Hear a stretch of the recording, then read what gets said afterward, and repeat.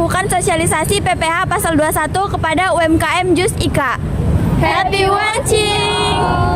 Assalamualaikum warahmatullahi wabarakatuh, Kak. Assalamualaikum warahmatullahi wabarakatuh. Ya, perkenalkan nama saya Winona Kecadli. Saya bersama tim saya di sini tujuannya ingin sosialisasi mengenai pajak penghasilan pasal 21 atau yang biasa sering disebut tuh PPh 21. Sebelumnya saya boleh tahu nama kakak siapa?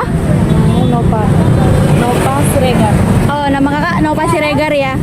Jadi Kak, tujuan dari sosialisasi ini untuk membantu UMKM memahami lebih dalam mengenai kewajiban pajak bagi karyawan serta bagaimana cara perhitungannya secara sederhana.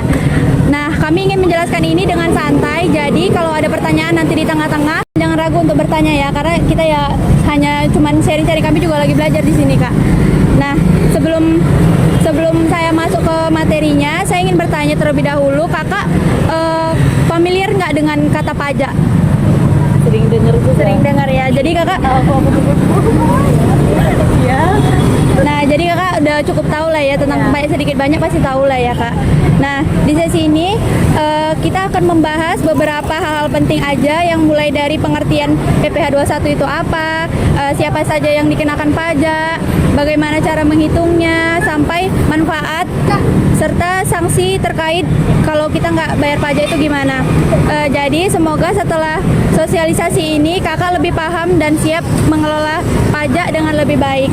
Nah, jadi nggak usah berlama-lama, langsung saja akan dilanjutkan dengan teman saya ya, Kak. Kakak, saya akan melanjutkan untuk materi selanjutnya. Sebelumnya, nama Kak siapa? Nama saya Nurul. Oke, perkenalkan, nama saya Sarah, Kak.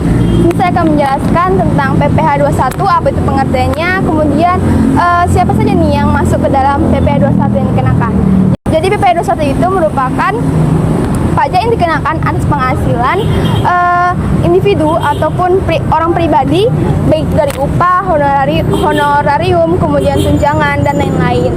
Nah, di PPh pasal 21 ini ia menggunakan tarif dari pasal 17 Undang-Undang PPh, di mana untuk penghasilan 60 juta akan dikenakan pajak 5%, kemudian penghasilan dari 60 juta hingga 250 juta akan dikenakan pajak sebesar 15%, dan untuk penghasilan dari 250 juta ke 500 juta akan dikenakan pajak sebesar 25%, dan untuk penghasilan dari 500 juta ke 5 miliar itu akan dikenakan 30%, dan untuk penghasilan 5 miliar ke atas akan dikenakan pajak sebesar 35%. Nah, lalu apa saja nih di PPh pasal 21 itu subjeknya apa saja, atau hal-hal apa yang dikenakan di pasal 21? Itu ada yang pertama, ada pegawai tetap. Itu contohnya tuh orang yang memiliki penghasilan tetap tiap bulannya. Kemudian ada pegawai tetap, ini seperti kayak pegawai harian ataupun seperti itu. Nah, kemudian ada pegawai honorarium, itu seperti dosen. Kemudian ada peserta kegiatan. Peserta kegiatan ini seperti peserta yang menang lomba, itu dikenai PPh 21 juga. Oke Kak, jadi sekian aja penjelasan saya ke teman-teman saya. Terima kasih. Halo Kak, perkenalkan saya Fani. Di sini saya akan menjelaskan apakah semua karyawan itu kena pajak dan batas penghasilan tidak kena pajaknya. Semua karyawan yang menerima penghasilan wajib kena PPh 21. Namun terdapat batas penghasilan tidak kena pajak atau PTKP yang berlaku sebagai pengurangan penghasilan bruto. Pada 2024, PTKP untuk wajib pajak orang pribadi adalah 54 juta per tahunnya, dengan tambahan untuk karyawan yang sudah menikah itu 4.500.000 per tahunnya, dan untuk tanggungan, nah tanggungan ini cuma 3 orang, per orangnya itu 4.500.000 per tahun.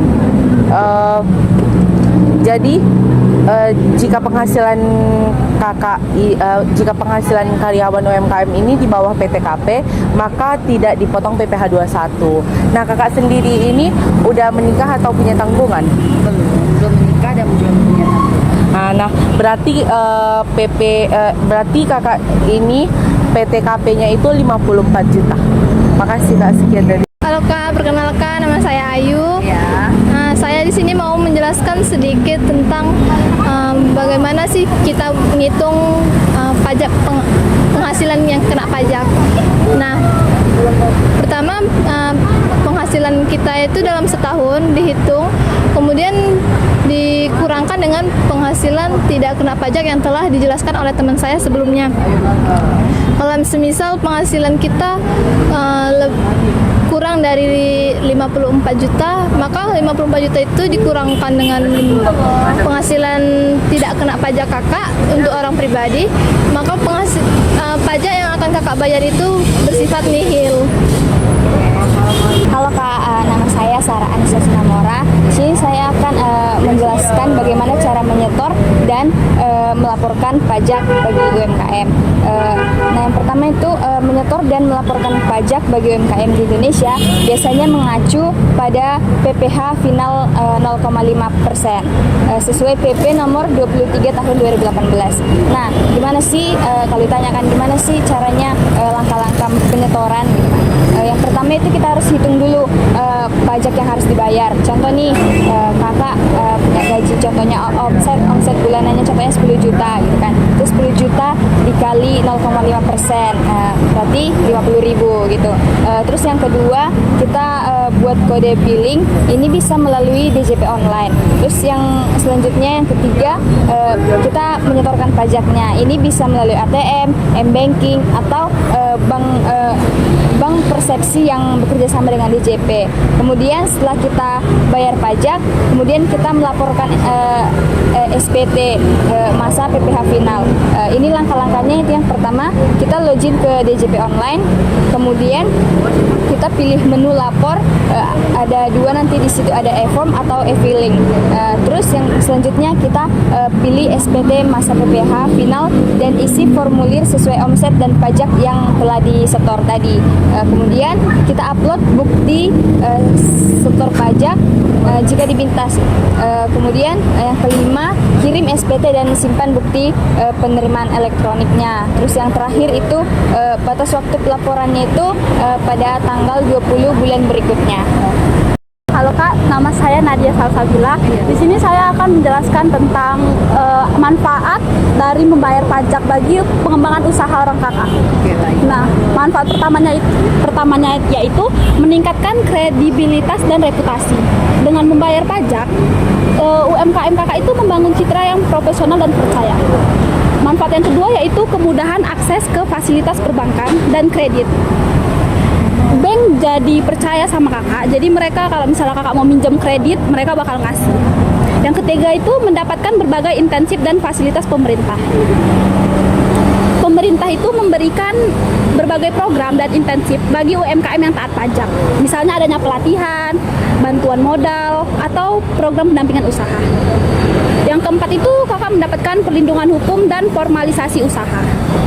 Yang kelima, mendorong pertumbuhan dan inovasi. Nah, jadi kalau kakak bayar pajak itu manfaat yang bisa kakak terima untuk usaha kakak. Sekian yang dapat saya jelaskan. Terima kasih ya Kak.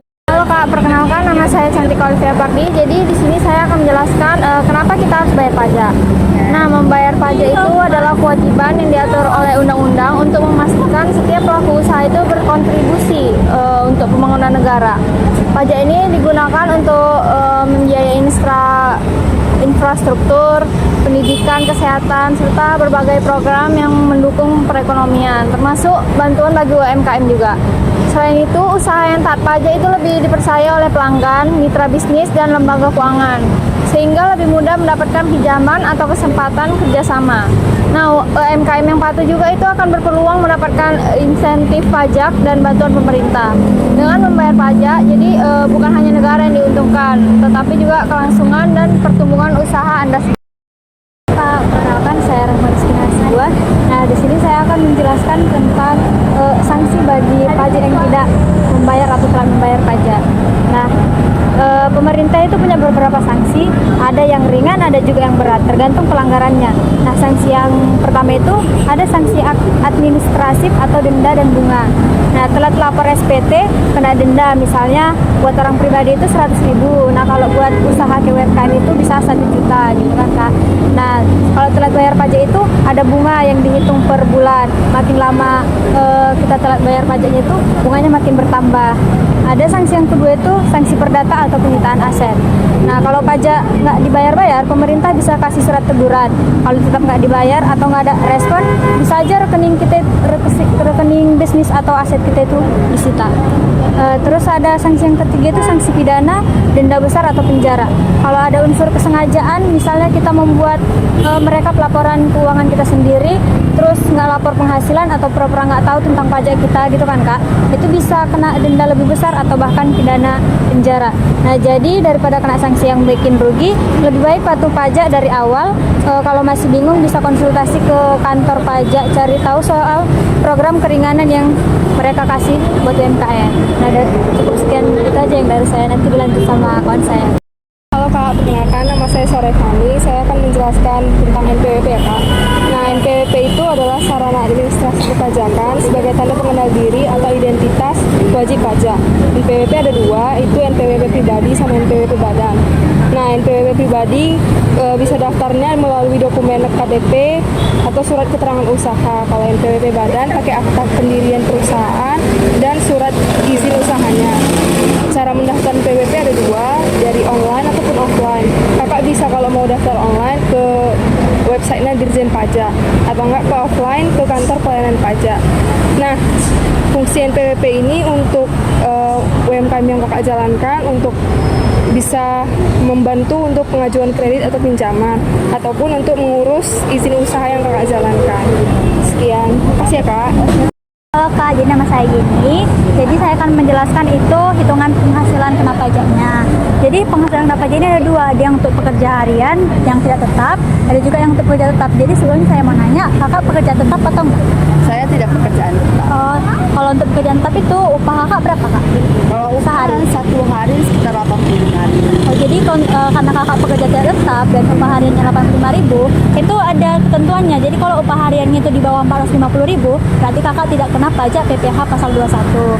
Nah, jadi kalau misalnya gaji kakak itu lebih dari 450.000 sehari, maka kakak kena PPh 21 dengan tarif pajaknya dikalikan dengan 5%. Jadi kalau misalnya pekerja yang tetap itu dihitung per bulannya. Jadi misal upah hariannya itu 500.000, terus dikali dengan harian per bulannya itu 22 hari, sehingga diperoleh gajinya nanti dikurangi dengan PTKP kakak juga. Itu aja Kak. Terima kasih. Hai Kak, saya Indah Simanjuntak. Dari semua penjelasan mengenai sosialisasi pajak tadi, apakah ada yang mau ditanya? Tidak ada. Oke Kak, terima kasih Kak. Oke. Kenalan Kak, nama saya Salsabila Amanda. Nah, jadi kesimpulannya dari PPh pasal 21 ini merupakan pajak yang diambil dari penghasilan seseorang yang bekerja, di mana pajak ini dapat dihitung dari penghasilan atau gaji, tunjangan ataupun status perkawinan dan juga jumlah tanggungan. Perhitungan PPh pasal 21 ini didasarkan pada PKP di mana tarifnya mulai dari 5% hingga 35%. Nah, dari hasil wawancara dan sosialisasi ini diketahui bahwa penghasilan kakak sehari itu 85.000 kan. Kakak juga belum menikah dan tidak ada tanggungan, sehingga pajak dari penghasilan kakak itu nihil. Terima kasih ya Kak. Beginilah sosialisasi kami tentang PPh pasal 21 terhadap UMKM. Terima kasih.